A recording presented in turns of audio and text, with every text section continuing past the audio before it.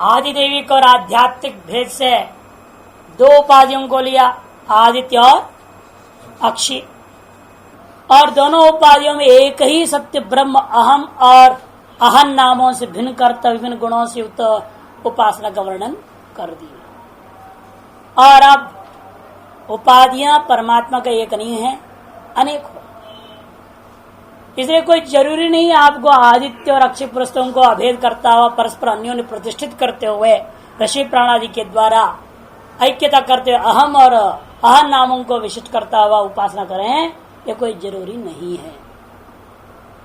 आपको उसे मन नहीं लगता है, कोई बात नहीं, दूसरी उपाधि को ले लो, उनकी भी इसलिए विधि करना जरूरी। अब से आगे अनेकों अलग अलग उपाधियों को लेकर के उपासना का उसी सत्य ब्रह्म का सगुण ब्रह्म, सत्य ब्रह्म ने सगुण ब्रह्म की उपासना प्रथमज उपाधि नाम अनेकत्वाद अनेक विशेषणत्वाच्च तस्यैव प्रकृति से ब्रह्मणो मनोपाधि विशिष्ट से उपासना विदित सन्नाह।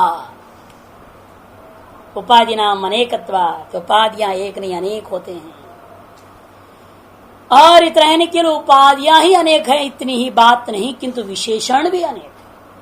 हर एक उपाधि में उसका विशेषण अलग अलग होते जाता है, यानी कि एक ही विशेषण से युक्त होकर सभी उपाधियों में बैठा हुआ है नहीं, जैसी उपाधि वहां का गुण भी अलग होगा, उसका विशेषण अलग, सब कुछ अलग हो जाता है। इसलिए अनेक विशेषणत्वाच्च तस्यैव प्रकृतस्य ब्रह्मणो, उसी प्रकृति जो सत्य ब्रह्म का मन उपाधि विशिष्ट से उपासना केवल मन रूपी उपाधि या आदि देवी का भेदभूत कुछ नहीं, केवल मनोपाधिक जो है सत्य ब्रह्म की उपासना विदार करने की इच्छा से अगला ब्राह्मण आरंभ होता है, मनोब्राह्मणम। इस पर भी विचार करता हुआ अगर मनोमय से मनोमय कोश लो ऐसे करके लोग कहेंगे, तो इसे समानाधिकरण नाम से ब्रह्मसूत्र में अधिकरण है, तीसरे अध्याय तीसरे पाद 19वीं सूत्र में 3-3-19 समानाधिकरणम नाम से मनोब्राह्मण आरंभ होता है।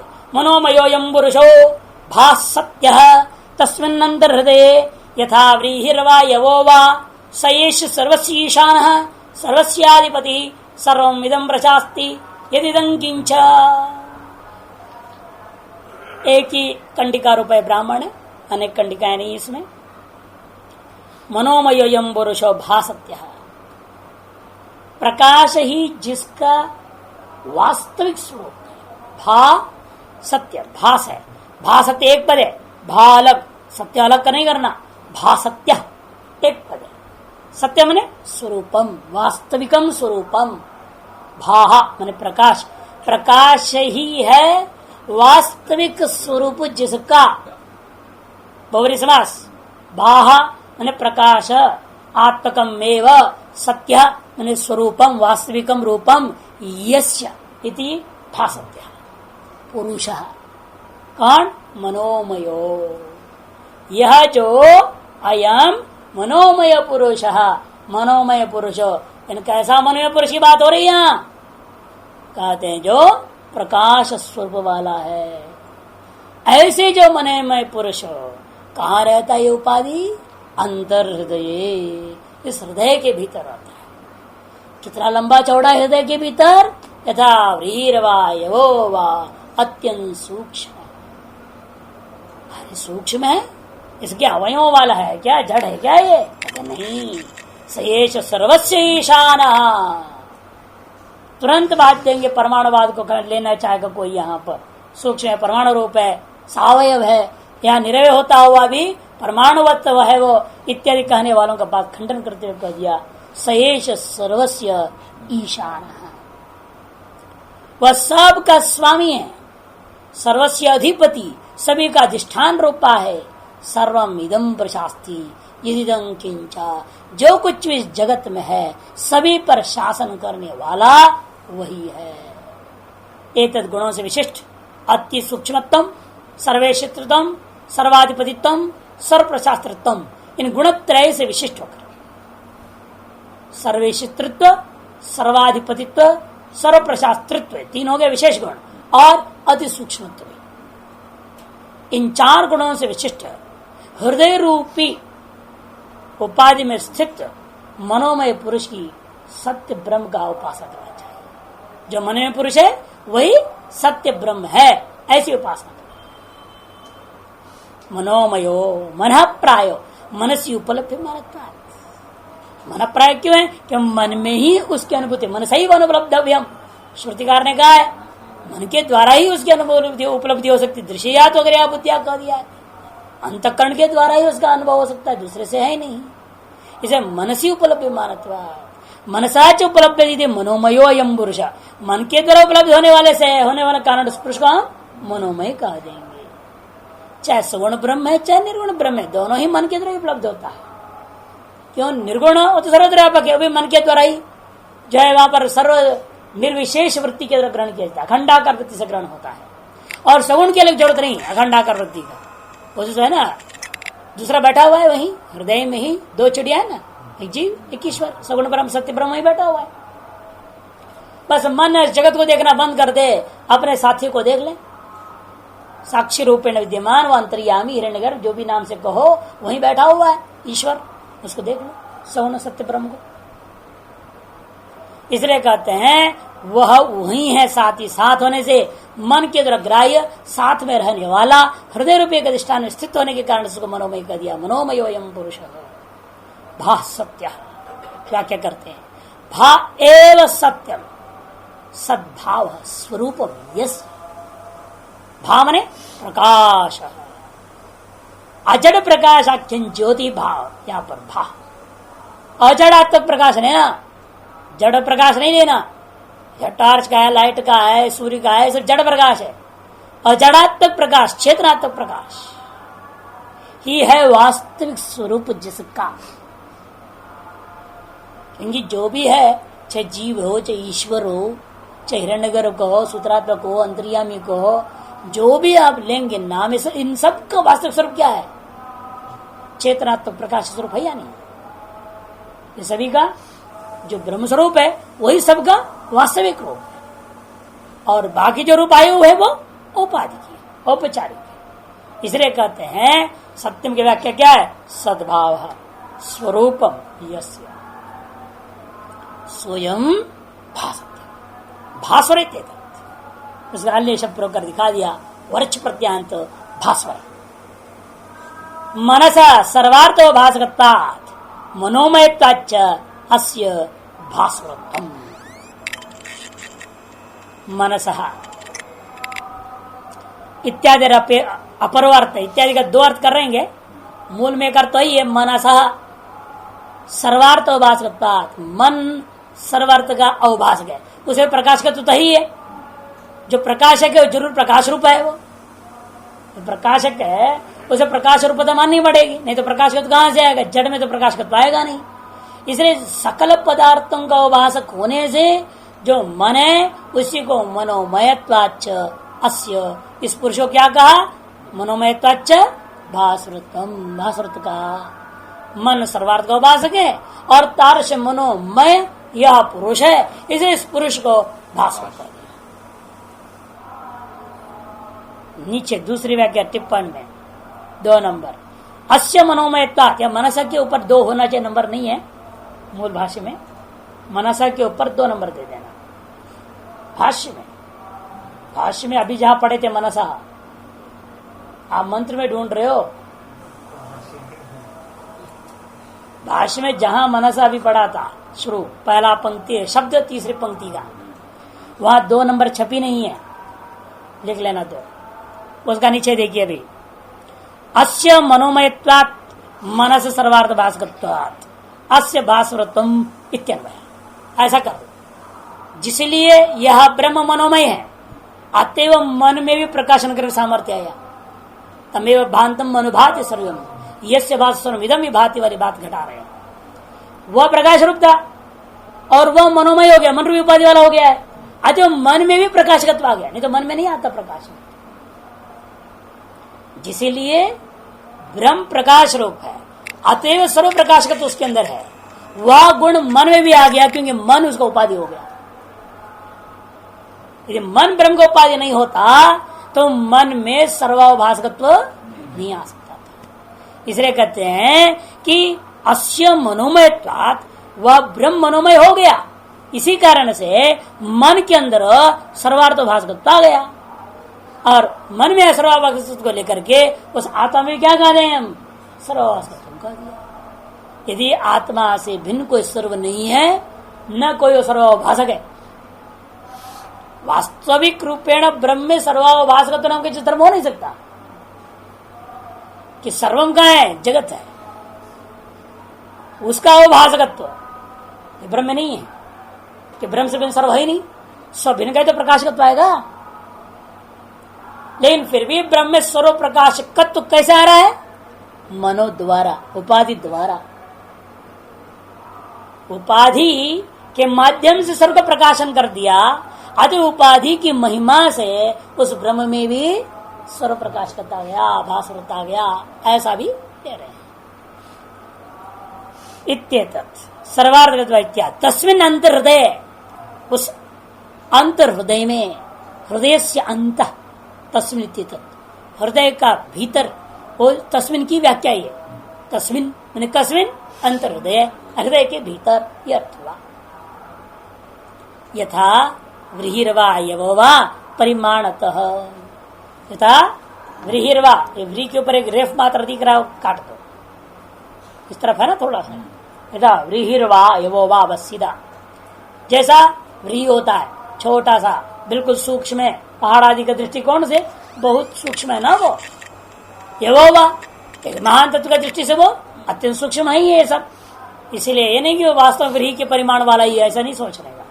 यहाँ लक्षितार्थ है सूक्ष्मत्व, परिमाणता एवं परिमाण तस्मिन् अंतर्हृदय योगी दृश्यते इत्यर्थः। ये सूक्ष्म परिमाण वाले के रूप में उस प्रकाश, सर्व प्रकाशक मन रूपी उपाधि को हृदय के अंतर में योगी लोग अनुभव करते हैं। सयेष सर्वस्व ईशान, सर्वस्व भेद जात से ईशान, वह यह जो मनोमय ईश्वर है वही सर्वस्व ईशान, सभी पर जो है ईशाना, सभी का ईशिता, संकल्पयिता है। भेद जात से ईशाना, भेद समूह के ऊपर शासन करने वाला है।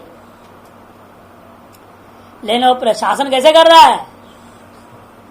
राजा आदि के जैसा नहीं, पराधीन होकर के करना।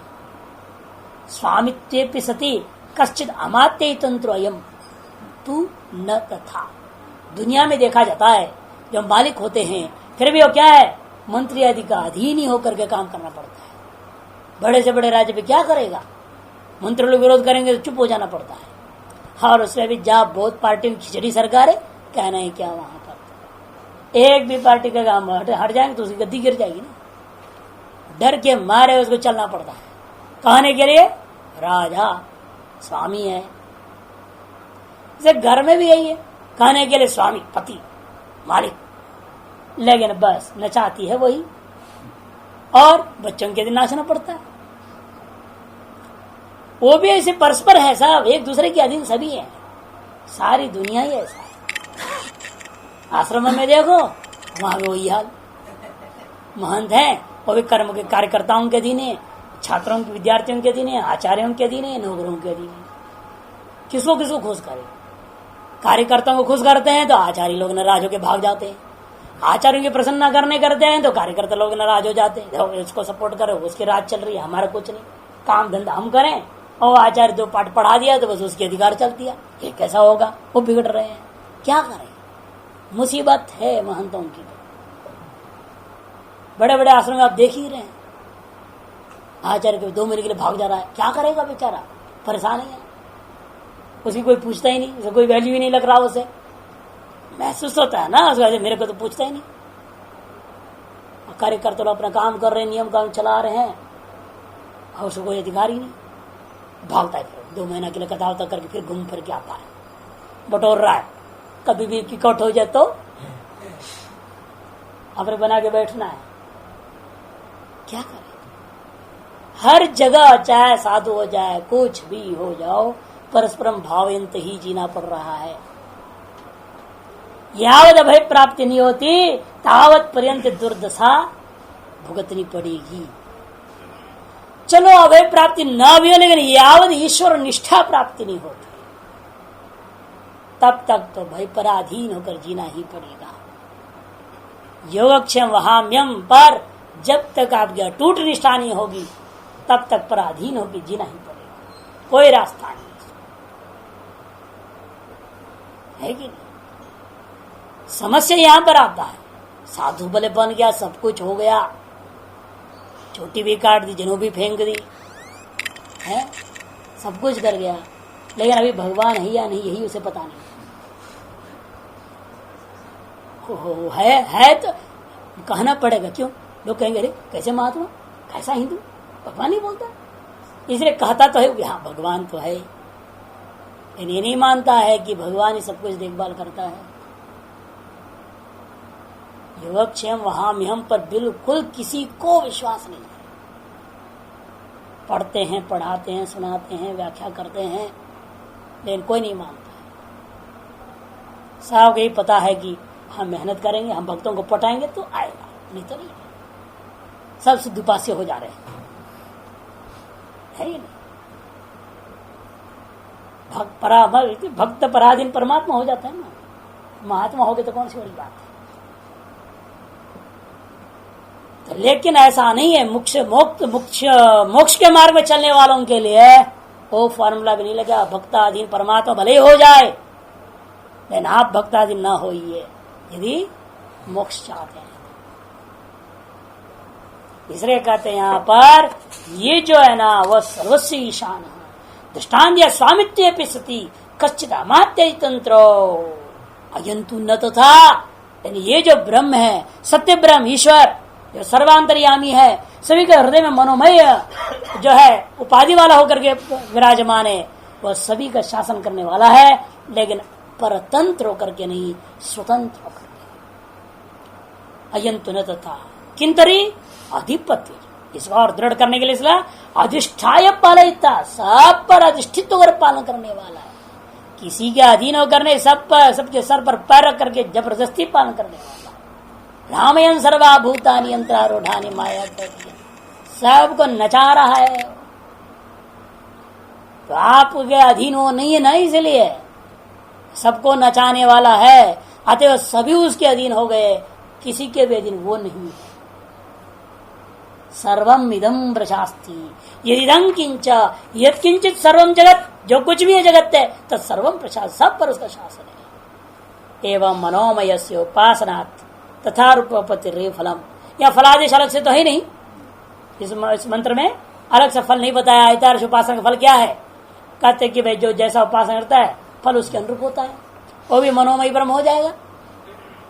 वो भी क्या है? मनोमय सत्य ब्रह्म फल भाव को प्राप्त कर जाएगा। एवं मनोमय से उपासना, एतार्श मनोमय की उपासना करने से तथा रूपापत्ति रेव फलम, तार्श मनोमय सत्य ब्रह्म रूप प्राप्ति ही फल है, क्योंकि तम यथा यथोपासते तदेव भवती ब्राह्मणम। तम यथोपासते, उस ब्रह्म को जो जिस जिस प्रकार से उपासना करेगा मरणोत्तर काल में वो वही वही हो जाएगा। ऐसे ब्राह्मणों ने कहा है ब्राह्मण भाग में। तथैव उपासनांतरम सत्य से ब्रह्मण विशिष्ट फलम आरभ्यते, सत्य ब्रह्म की एक और उपासना बताने जा रहे हैं जो विशिष्ट फल के लिए। सर्व पाप नाश, अशेष पाप नाश का ये फल उपासना है। विद्युत ब्राह्मण, विद्युत उपाधि वाला ब्रह्म की उपासना, सत्य ब्रह्म की उपासना करने जा रहे हैं। इस ब्राह्मण का नाम विद्युत ब्राह्मण। विद्युत ब्रह्मेत्याहुर विधानात् विद्युत विद्यत्येनं पापनो य एवं वेदा विद्युत ब्रह्मेति विद्युत ही एव ब्रह्म। विद्युत ब्रह्म इत्युपासित, विद्युत को ब्रह्म दृष्टि से उपासना करनी चाहिए। विद्युत उपाधि वाला ब्रह्म का दृष्टि विद्युत में, चाहे तो उस ब्रह्म द्रव्य सत्य ब्रह्म का दृष्टि करना है इत्यादि। क्यों ऐसा करना है? कति विधानात्, सबका वो खंडन कर देता है, घोर अंधकार को चीर फाड़ करके बिजली चमकता हुआ आर पार कर देता है और तत्समीप सकल वस्तुओं को प्रकाशित कर देता है या नहीं? घोर बारिश भी हो रहा हो, देख लो, भयंकर अंधकार है, आपके नाक के सामने क्या दिखाई नहीं दे रहा है, इतना दुर्दशा है, तभी बिजली चमक दी तो सब कुछ दिखाई देगा। बिजली की विलक्षणता है, घोर अंधकार को घनीभूत तत्वों को भी भेदन करता हुआ, द्वैती भाव करता हुआ, चीरता हुआ, फाड़ता हुआ निकल आता है। तद्वत विद्युत ब्रह्म की जो उपासना करता है वह विद्युत सत्य ब्रह्म उस जीवात्मा की घोर अज्ञान रूपा, घोर अंधकार रूपा जो सकल पाप है उसको नष्ट कर देता है। इसलिए कहते विद्यति एनम पापनो, एनम उपासकम ये पापन सत्य सर्वम विद्यति, ये एवं वेद, जो कोई ऐसी उपासना करता है। कैसे उपासना करता है? उपसंहार विद्युत ब्रह्म इति, विद्युत ही एव ब्रह्म, निश्चित रूपेण विद्युत ही ब्रह्म है। विद्युत ब्रह्मित्याहु, विद्युतो ब्रह्मणो निर्वचनम उच्यते है। विद्युत ब्रह्म का ही स्वयं निर्वचन कर व्युत्पत्ति कर दिखा दिया। विधानात, विधानात दो अवखंडन धातु से विधानात बना, इसे कहते हैं अवखंडनाथ, धातु निर्देश कर दिया ना, अवखंडनाथ। किसका टुकड़ा टुकड़ा कर दिया इसने? अवखंडन कर दिया। कहते तमसो मेघांधकार विदार्य, तम अंधकार, कौन सी अंधकार? मेघजन्य अंधकार को विधारण करके, विधारण करता हुआ ही अवभासते अतो विद्युत, जिसलिए विद्युत जो है मेघ से जन्य अंधकार को फाड़ करके प्रकाशित होता है। इसीलिए प्रकाशात्मक यह भी है। अतः प्रकाशात्मक इस विद्युत को के अंदर उस प्रकाशात्मक सत्य ब्रह्म का दृष्टि करने में कोई आपत्ति नहीं है। एवं गुणम विद्युत ब्रह्म इति यो वेद, एतारश विदारण रूपा, विदान, विदानम, विदारणम इत्यादि कह सकते हैं। भेदनम, अवखंडनम रूपी गुणों से विशिष्ट इस विद्युत रूपी उपाधि में सत्य ब्रह्म की जो उपासना करता है यो वेद, असो विद्युत अवखंड विनाशेति पापमनः, निश्चित रूपेण वह उपासक अपने अंदर विद्यमान समस्त पापों को विद्यति अवखंडयति माने विनाशयति। किसका विनाश करता है? पाप।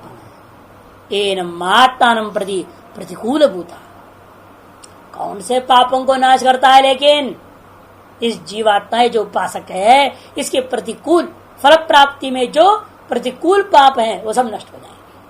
क्योंकि ये नहीं कि अशेष पाप का मतलब तात्पर्य नहीं होगा एकदम शुद्ध ब्रह्म हो जाएगा। वो तात्पर्य है विद्युत ब्रह्म की उपासना किया तो उसका फल क्या है? विद्युत ब्रह्म भावापन्न होना। उस फल प्राप्ति में जो भी अवरोधक पाप है उन सबको नष्ट करना, ये उसका फल। इसलिए कहते हैं एनम आत्मानं प्रति, उपासक का जो स्वरूप है, उपासक जो अपना उपास्य फल प्राप्ति रूपा के प्रति जो प्रतिकूल भूता है पाप मनो, ये तान सर्वान पाप नव खंडित इत्यर्थः, बस उतनी ही का नाश करता है। नीचे स्पष्ट कर दिया देवत्व आपति प्रतिबंधकान पाप मना, देवत्व भाव की प्राप्ति में जो प्रतिबंधक पाप है उतनी की ही नाश कर देता है। ये वेदा विद्युत ब्रह्म तस्य अनुरूपम फलम विद्युत ही अस्मात् ब्रह्म, क्योंकि जिसलिए विद्युत प्रकाश रूपा ही सोपाधि ब्रह्म है। पुनरुपासनांतरम तस्य ब्रह्मणो, उसी सत्य ब्रह्म का पुनः एक और उपासना बता रहे हैं वाक ब्राह्मण के द्वारा। इस ब्राह्मण का नाम वाक ब्राह्मण है। वाचम धेनु उपासित तस्या चत्वारास्तनाः स्वाहाकारो वषट्कारो हंतकार स्वधाकार तस्यै द्वौ स्तनौ देवा उपजीवन्ति स्वाहाकारंच वषट्कारंच हंतकारं मनुष्याः स्वधाकारं पितरः तस्या प्राण ऋषभो मनोवत्सः। वाचम धेनु उपासित, वाक रूपी, अब देखो ब्रह्म दृष्टि से उपासना नहीं है। यहाँ ब्राह्मणांतर के अवतरण किया उस वाक धेनु धेनवाश्च सादृश्य, वाणी को गाय की सादृश्यता करके उपासना करना है। वाक से यहाँ वेद, वेद रूपी वाणी गाय है, उसमें गोत्व का दृष्टि करना। अब जब गाय का दृष्टि करोगे, जैसे गाय में 4 स्तन होते हैं, इसलिए वेद में भी 4 चीज होनी चाहिए। तस्या चत्वारः स्तनाः, इस वेद रूपी गाय के भी 4 थन हैं। कौन कौन है वो? स्वाहाकार, वशटकार, हंतकार, स्वधाकार। स्वाहा, वशट, हंत, स्वधा, ये 4 चीजें हैं। तस्य 2 स्तनों, और ऐसे उस 4 स्तनों, गाय की जो 4 स्तनों में से 2 थन का फल दूध कौन पाएगा? देवाः उपजीवन्ति। स्वाहाकारंच वशटकारंच, कौन से 2 है वो भी बता दिया। पहला 2 स्वाहा और वशट, इन दोनों के द्वारा कथन उच्चारण पूर्वक जो आप भविष्य आदि प्रदान करते हो, इनको उपभोक्ता देवता होते हैं। इसलिए वेद के 2 थनों को पा रहे हैं देवता लोग। हंतकारम मनुष्य, और हंतकार को कौन पाता है? कहते मनुष्य लोग पाते हैं। और अंत में स्वधाकार को पितर लोग पाते हैं। तस्याः प्राण ऋषभो, इसका प्राण क्या है? कहते हैं इसका जो गाय होगा तो उसका प्राण होगा, बछड़ा होगा, दूध भी चाहिए ना। बछड़े के दूध कहां से निकलेगा? और प्राण में होना जरूरी है, जिंदा ही नहीं रहेगा गाय, वो तो मर जाएगा। इसलिए वेद रूपी गाय का प्राण क्या है? और वेद रूपी गाय का बछड़ा कौन है? कहते वेद रूपी गाय का प्राण मन है। मनो प्राण है, प्राण नहीं, प्राण ऋषभ नहीं, ठीक, ऋषभ। बछड़ा पहले ले लिया, उसको ले लिया, ऋषभ को ले लिया। बछड़े कौन है? प्राण है कह दिया। और वत्स कौन है? मन कह दिया। ये दोनों ले रहे हैं। एक वृषभगण से, धेनु से बच्चा को पैदा करने वाले सांड को लेना, इसे ऋषभ कह दिया। कि ऋषभ और वत्स मने बछड़ा, वैसे 2 अलग कर दिया। प्राण ऋषभ, मनो वत्स। प्राण के द्वारा ही क्यों ऐसे कह रहे? ये भी सोचने वाली बात है। प्राण रूपी सांड से वेद रूपी गाय पैदा हो गई, ऐसे कैसे होगा ना? वेद रूपी गाय का साथ संबंध जोड़ना पड़ेगा ना। वेदों को गाय कह दिया, और उसका सांड संबंध करेगा, तब बछड़ा पैदा होएगा। जब बछड़ा पैदा होगा तो दूध देगा, फल मिलेंगे। कारण यह है कि जब प्राण से संयुक्त हो जाता है तभी वाणी बोलने लगती है। वाणी का बोलना ही वेद है। जब प्राण संयुक्त वाणी ही उच्चारण सामर्थ्य वाला हो जाता है। अतएव यहाँ पर प्राण को सांड कहते हैं, और वाक ही गाय है। और उससे निष्पन्न बछड़ा कौन है? मन। और मन से जब युक्त हो जाओगे तभी श्वास आदि बोलोगे, तो फल प्राप्त हुआ, देवतादियों को चीज प्राप्त होता है। इसे वत्सः मनः सादृश्यता देंगे। पुनरुपासनांतरम तस्यैव ब्रह्मण, उसी सत्य ब्रह्म को, वेद रूप सत्य ब्रह्म को लेना है। अब यहाँ उसको जो उपासना, उसकी उपासनांतर दूसरी नई उपासना कथन करने जा रहे हैं। वाक वही ब्रह्म इति, वाग वही ब्रह्म। पहले तो जोड़ लेना पड़ेगा।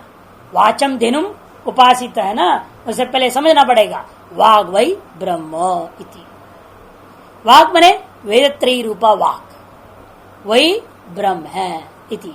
वाक इति शब्द, वाक से शब्द सामान्य, शब्द सामान्य से भी लौकिक नहीं लेना। त्रयी, जो त्रयी विद्या है उसको लेना, जो त्रयी विद्या है। ये वाक वही ब्रह्म को कहां से ला रहे हैं, जोड़ रहे हैं। कहते हैं 4 1 2 में गया है, पहले 4 1 2 में गया है, उसको विधि वाक्य समझना और यहां शेष जोड़ लेना। ये शेष है उसका, वो वाक वही ब्रह्म हो गया। उपासना का विधि वो वाक क्या है जिसे हमें ब्रह्म दृष्टि करना है, तो वाचम धेनु उपासित, ऐसे जोड़ त्रयी। ताम वाचम धेनुम, धेनुरीव धेनुर्यथा, आ गया ना। उसको गाय के दृष्टि से उपासना कर, मैंने धेनु के समान धेनु समझो, गाय के समान गाय समझो उसको। चतुर्वी स्तनी स्तन्यम पय क्षरति, 4 स्तनों से युक्त है और उन स्तनों के द्वारा स्तन्य जो पय दूध उसका क्षरण होता है। किस लिए? वत्साय, बछड़े के लिए होता है। एवं वाग धेनुर्वक्ष्यमाण ही स्तनई पय एव अन्नम क्षरति देवादिभ्यः। इस तरह से वाग रूपा धेनु वक्ष्यमान थनों के द्वारा पय रूपी अन्न को देवता आदि 4 के 3 प्रकार के लोगों के लिए 4 थनों के द्वारा क्षरण करता है, फल प्रदान करता है। के प्रस्तिस्तनाः, स्तन कौन है? के वाते ये अक्षरती, जिनसे वो क्षरण होता है दूध रूपा फल, वे कौन है? तस्या वाचो धेनवा, वह यह जो वागरूपी धेनु का द्वौस्तनु देवा उपजीवंती, देवता लोग उपभोग करते हैं। वत्सस्थानी, या बीच का छोड़ दिया, नामोच्चारण दोबारा नहीं किया, चार है, वे चार कौन है? उसका जवाब तो इन्होंने लिया ही नहीं, छोड़ दिया, स्पष्ट है इसीलिए। और के वाते ये भी अक्षरती, उसका जवाब केवल दिखा रहे। के पुनस्ते स्तना, उसकी जवाब नहीं दिया, भाष्यकार प्रश्न उठाए, उसका जवाब मूल में स्पष्ट है, उसके लिए उसकी कोई व्याख्या नहीं की है। अब यह कि किससे किनको कौन चीज मिलता है ये बताना जरूरी है। वो दूसरा प्रश्न है, के वाते ये भी अक्षर, इनसे किसके लिए क्या क्षरण होता है? तब जवाब में कहा तस्य वाचो जिन्वा दोस्तनो देवा उपजीवंती वत्सस्थानीया कौतौ स्वाहाकारंच वषट्कारंच इति आभ्याम यह हविर दियते देवेभ्यः, इन्हीं के द्वारा देवताओं के लिए हविष प्रदान किया जाता है। अंधकार मनुष्य, और मनुष्यों के लिए अंत, ये मंत्र बोल करके ही उनको पिंडदान दिया जाता है। हंत यदि मनुष्यभ्यो अन्नम प्रयच्छन्ति स्वधाकारम पितरा, और स्वधाकार के तो बिल्कुल जो मर गए हैं, जो चले गए हैं, उन पितरों को स्वधाकार के द्वारा, यहां जब दान पुण्य कर रहे मनुष्यों को तब हंत बोलना, और वहां मरे हुए को स्वधा बोलना, और देवताओं के लिए स्वाहा अथवा वशट। अंत मनुष्य भी अन्नम प्रयच्छन्ति स्वधाकारम पितर, स्वधाकारणी पितृभ्य स्वधाम प्रयच्छन्ति, स्वधा इस उच्चारण के द्वारा पितरों के लिए उनका पिंड प्रदान किया जाता है। तस्या धेनवा वाच प्राण ऋषभ, तारस धेनु रूपी वाणी का प्राण ही ऋषभ है। ऋषभ इव ऋषभ उत्पादक इत्यर्थ, प्रवर्तक इत्यर्थ। ऋषभ के समान ऋषभ उत्पादक है, वाणी को उत्पन्न करने का क्या मतलब? उच्चारण कराने वाला है। प्राण ही इन्हें ही वाक प्रस्युते, के प्राण के द्वारा ही वाणी अपना उच्चारण रूपी क्रिया को सम्य करने समर्थ होती है। मनोवत्सह मनसा ही प्रस्राव्यते, मनसो वाक प्रसरवण हेतुत्वात्, वाणी के प्रसरवण के प्रति कारण मन भी है। मनसा ही आलोचित विषय वाक प्रवर्तते, मन के द्वारा आलोचित विषय में ही वाणी प्रवृत्त होती है। जैसे बछड़े का ऐसे प्रेरित करके माँ भी गाय गो माता प्रवृत्त हो जाती है। तस्मात् मनो वत्सस्थानीय, इसलिए मन को वत्सस्थानीय मानना चाहिए। एवं वाग्धेन उपासक ताद्भाव्यम एवं प्रतिपद्यते, और यहाँ भी फलोच्चारण क्यों नहीं बताया? कहते कि यहाँ पे वही समझना, यो तम यथा यथा उपासते तम तथैव भवति, उसी को लेना है। वाग्धेनु के उपासक को वाग्धेनवाद तक फल प्राप्त हो जाएगा, वह भी वेदमयी हो जाएगा। वेदमयी होने का मतलब क्या? किसी की जन्म चतुर्वेदी रूप बन जाएगा, चारों वेदों को स्वरूपाभिन्नत्वेन अभिमान करता हुआ धारण करने वाला हो जाएगा। ताद्भाव्यमेव प्रतिपद्यते, ताद्भाव्यम के यथोक्त वाग उपाधिक ब्रह्म रूपत्वम इत्यर्थ। आगे ना, यथोक्त जो वाग उपाधिक ब्रह्म है, वाग उपाधिक ब्रह्म कौन है? वेदात्मक ब्रह्म। उस वेदात्मक ब्रह्म भाव को प्राप्त करने का मतलब है वह समस्त वेदों का ज्ञाता होगा, वेदों को कंठस्थ किया हुआ होगा, चतुर्वेदी हो। अब अग्नि ब्राह्मण आरंभ होता है। ये तो आपने इंद्रियों को, कर्णों को सब लेकर अभी तक बोला। आदित्य अक्षी हो गया, मन हो गया, फिर वाक हो गया, वाक से लेकर मन पर से सारे आ गए, वाक प्राण मन सब। लेकिन ऐसा चीज बताओ, ये सब तो कर्ण हो गया, हम सीधे पकड़ सके, समझ सकते इस बात नजदीकी से। कहते रोज भूख लगती है कि नहीं लगती? खाया पिया सब हजम हो गया है ना, कौन हजम करा रहा है? ये सर्वानुभव सिद्ध है। उस अग्नि में इसलिए ब्रह्म दृष्टि से पाया अपने पेट में जो अग्नि, पेटो राम को तो बहुत जल्दी अनुभव में आ जाएगा भूख क्या होता है संभाले, है ना। उन्हें मालूम होता है जो पेटू होते हैं उनको तो पता है वैश्वान अग्नि क्या होता है। थोड़ा देर हो जाए, थोड़ा कम मिल जाए, बड़ा हालत खराब हो जाएगा। जो अग्नि अंदर से बोलेगा ना, परेशान करेंगे। उस अग्नि में, वैश्वानर अग्नि में ब्रह्म दृष्टि से उपासना, सत्य ब्रह्म दृष्टि से। अयम अग्निर्वैश्वानरो योयम अंतःपुरुषे येन इदम अन्नम पच्यते येदिदम मद्यते तस्यैष घोषो भवति यम एतत् कर्णा विपधाय शृणोति स यदा उत्क्रमिष्यन् भवति नैनं घोषं शृणोति। अयम अग्निर्वैश्वानरो, अग्निर्वैश्वानर को ये ब्रह्म दृष्टि, सत्य ब्रह्म दृष्टि उपासना करना है। यो अयम अंतः पुरुष मैंने शरीर है, इस शरीर के भीतर के जो आप अनुभव कर रहे हैं वैश्वानर अग्नि, जो कि कैसा है, पहचान क्या है, जो गरम गरम होता है शरीर, वो कहते नहीं, ये नहीं इदम अन्नम पच्यते, जिसके द्वारा आपका खाया पिया को पचाया जाता है, वो अग्नि, उसको सत्य ब्रह्म दृष्टि से उपासना करनी चाहिए। यदि इदम मद्यते, जो इन सारा वस्तुओं का भक्षण किया जाता है, यदि इदम अद्यते, जो कुछ भी यहाँ भक्षण करते हो उन सबको पचा देने वाला है, जो उस अग्नि में सत्य ब्रह्म दृष्टि करनी चाहिए। तस्य एष घोष भवति, उसी का आवाज है जो आपको कान बंद कर लेने के बाद सुनाई देता है। दोनों कानों में अंगुली डाल करके बंद कर दो और भीतर में एक अलग विलक्षण, भूख के समय विशेष रूप में, खाली पेट में दोनों कानों अंगुली डाल कर पूरा अंदर ध्यान दीजिएगा, अंदर विलक्षण घोष सुनाई देता है। वो अग्नि के विषय चटपटाट की आवाज सुनाई देती है। लेकिन स यदा उत्क्रमिष्यन् भवति, जब ये उपासक या जीव मरने लगता है, नहीं ना घोषण सुनती, वह घोष उसको सुनाई नहीं देता। कल भी आया था भागवत में यही प्रसंग, कंस को अपने पेट में आता आवाज, अपने धड़कन का आवाज नहीं सुनाई देता। ये मृत्यु के प्रति सूचक है। जो ऋषि वैश्वानर अग्नि की उपासना करता है और सर्वाद्य हो जाता है, सब कुछ खा पी कर हजम करने वाला हो जाता है। हम लोग का जैसे नहीं होता है कि डायबिटीज हो गया, ये हो गया, वो हो गया। ये सब हम लोग वैश्वानर अग्नि की ढंग से उपासना किया नहीं है, शायद नहीं। इसलिए प्रारब्ध ऐसा हो गया शरीर का कि जो कोई ना कोई रोग है, ये मत खाओ, वो मत खाओ, ये मत करो, वो मत करो, लफड़ा ही लफड़ा नहीं। और जिस वैश्वानर अग्नि की पूर्व जन्मों में सही उपासना किया है, इस समय वह तो मालूम माल छकते रहेगा, कोई प्रॉब्लम नहीं उसको। सहयोत्क्रमिशन होती नहीं घोषण शृणोती थी। अयम अग्निर्वैश्वानर पूर्वत उपासनांतरम अयम अग्निर्वैश्वानर, अयम अग्नि, ये मन नहीं है, यहाँ जोड़ो। अयम अग्निर्वैश्वानर पूर्वत उपासनांतरम अयम अग्नि, है ना, अयम अग्नि, अयम अग्नि होना चाहिए, म आकार सहित होनी चाहिए। पूर्वत एक नई उपासना बताने जा रहे हैं वैश्वानर अग्नि में, अयम अग्निर्वैश्वानर इत्यादि मंत्र के द्वारा। कोयम अग्निरित्या, कौन सी अग्नि है वो, तो यो यम अंत पुरुषे, पुरुषे मैंने शरीर है, टिप्पणी में स्पष्ट है।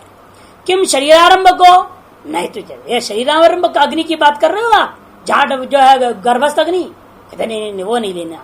ये न अग्नि ना वैश्वानर आख्य न, जो वैश्वानर नाम से प्रसिद्ध अग्नि है। अब वैश्वानर भूत पचामिन्नम चतुर्विधम, भगवान ने कह दिया, वो वैश्वानर अग्नि को लेना जिसके द्वारा इदम अन्नम पच्यते, ये जो अन्न जो पका दिया जाता है। किम तदन्नम, कौन सा अन्न को पकाया जा रहा है, यदि इदम मद्यते भुज्यते, जो कुछ भी आप खाते हो, अन्नम प्रजा भी, अन्न जो प्रजाओं के द्वारा खाया पिया जाता है, वो सबको पचा दिया जाता है। जाटरो अग्नि रीत्यर्था, सीधी सीधे बोल दिया, जाट लाग, उसमें सत्य ब्रह्म की दृष्टि करो और उस सत्य ब्रह्म के लिए आहुति के रूप में सारा भोजन डाल दो, स्वाहा स्वाहा करके जो है सत्य ब्रह्म, इस वैश्वानर अग्नि में जो विद्यमान, वो सत्य ब्रह्म को ही, उस वैश्वानर अग्नि में सत्य ब्रह्म दृष्टि करो और ये सोचो मैं सत्य ब्रह्म को दे रहा हूं, मैं अपना नहीं खा रहा हूं। इस भाव से सारा अन्न को स्वाहा कर देंगे, अनकृत सर्व दोष निवारण हो जाएगा। और जो आप लोग सोचते बार बार कुछ भी याद नहीं रहता है, नहीं रटा, आप हफ्ता भर पहले क्या बताए मालूम नहीं। न धृति शक्ति है, न प्रज्ञा शक्ति है, न मेधा शक्ति है, न स्मृति शक्ति है, न स्फूर्ति शक्ति है, सब डाउन हो रखा है, सबका मीटर डाउन चल रहा है। क्यों? ये अन्न के कारण से। ये अन्न से तो बनता है मन, और मन में सारी शक्तियां हैं, और सब लुप्त प्राय है, तो मतलब समझना पड़ेगा ये अन्न गड़बड़ कर रहा है, ये गड़बड़ अन्न है, इसलिए शास्त्र पचते नहीं है। रोटी तो पच जाता है लेकिन शास्त्र नहीं पच रहा है। रोटी तुम चाहे पापमय रोटी खाओ या पुण्यमय रोटी खाओ, पचेगा जरूर वो। नतीजा क्या देगा ये मत पूछो। इसीलिए यहां पर वैश्वानर अग्नि की उपासना बता रहे हैं, ताकि इस दृष्टि से अब उपासना का उपासक जो होगा वो इसी को ही भोजन देगा, इसी को स्वाहा कर देगा। तब वो सब कुछ देवता के लिए किया, आपका अपना ज्ञान संबद्ध नहीं हुआ, सर्वदोष निवारक हो जाता है। अन्न शुद्धि का तरीका है। तस्य, इसलिए यहां भी आगे आएगा, प्राणाय स्वापानाय स्व सब बताएंगे अंत में। तस्य साक्षात उपलक्षणार्थम इदम माहा, उसी को साक्षात उपलक्षण करने के लिए यहाँ पर कहा गया तस्य अग्निरन्नम पचतो जाटर से एष घोष भवती। वह अन्न को पकाता हुआ उस जाट अग्नि के अंदर एक विलक्षण आवाज निकलता है। जैसे कोई चीज पका रहे हो तो क्या होता है, दाल पक रहा है, सब्जी पक रहा है, bull bull bull bull bull bull आवाज आता है ना विशेष, वैसे यहाँ अंदर से भी आता है। भूखे पेट में अलग ढंग का आवाज आएगा और खाने के बाद पकने लगता है तब अलग ढंग से आएगा। दोनों में अंतर रहेगा। जैसा माल खाओ वैसे आवाज आएगा, स्पेशल स्पेशल अलग अलग ढंग का आवाज आएगा ना। अरे भाई चटनी पकता है तो अलग ढंग का आवाज आता है, लोग में नहीं देख रहे हैं। अब आलू पकाओ सूखा सूखा तो उसमें कितनी आवाज आएगी, कैसी आवाज आएगी बताओ, बड़ बड़ बड़ आएगा वहां पे। अरे सूखा सब्जी फ्राई कर रहे हो उसे क्या आवाज होता होगा, आवाज वहां भी है, पक तो रहा है ना, वहां भी आवाज है, लेकिन वो आपके कान में साक्षात सुनाई नहीं दे रहा। और दाल पक बड़ बड़ बड़ बड़ कर रहा है तो उसमें आवाज सुनाई दे रहा है सीधे सीधे। यहाँ भी जैसे माल अलग अलग पकाते तो अलग अलग साउंड होते कि नहीं होते हैं, तो अंदर में भी जैसे से माल डालो वैसे साउंड तो फर्क होना ही चाहिए, होगा जरूर, कभी सुनोगे तो पता चल जाएगा। तो पहचान दिला दिया घोष बोधी कोसो यम घोषम एक क्रिया विशेषण, ये तो जो है ना क्रिया के साथ जोड़ देना। जब आप सुनोगे तब कर्णो अपिधाय अंगुलिभ्याम अपिदान कृत्वा, अंगुलियों के द्वारा कानों को बंद करके जब सुनोगे श्रोति तम प्रजापति उपासित, वो शब्द से विशिष्ट उस अग्नि रूपी प्रजापति की आप उपासना करें। वैश्वानरम अग्निम प्रजापतिम सत्य ब्रह्मांडम उपासित। अत्रापि ताद्भाव्य में फलम, यहाँ भी ताद्भावी फल समझना। तत्र प्रासंगिकम इदम अरिष्ट लक्षण उच्यते, यहाँ भी लेकिन अरिष्ट लक्षण प्रासंगिक कथन कर दिया। स्तुत्यर्थ, मरण काल में ये शब्द सुनाई नहीं देता। पहले भी कहा ना एक बार मरण काल में क्या होता है, इसलिए यहाँ पर भी कहते हैं स्वत्र शरीरे भोक्ता यदा उत्क्रमिशन भवती, वह भोक्ता जो शरीर से उत्क्रमण करने लगता है, नैनं घोषण श्रवणति, वह इस घोष को सुन नहीं पाता है। ओम पूर्णमदः पूर्णमिदं पूर्णात् पूर्णमुदच्यते पूर्णस्य पूर्णमादाय पूर्णमेवावशिष्यते। ओम शांति शांति।